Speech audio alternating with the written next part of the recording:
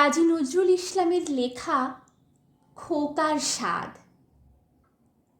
আমি হব সকাল বেলার পাখি, সবার আগে কুসুম বাগে উঠব আমি ডাকি।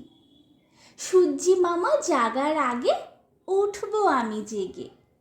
হয়নি সকাল, ঘুমো এখন, মা বলবেন রেগে।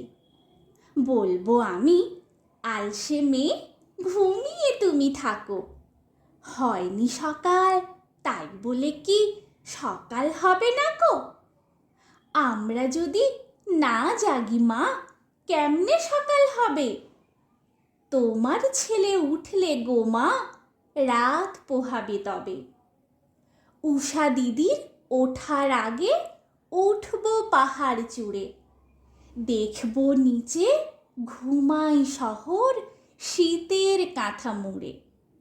ঘুমাই সাগর বালুচরে নদীর মোহনায়। বলবো আমি, ভোর হলো যে, সাগর ছুটে আয়।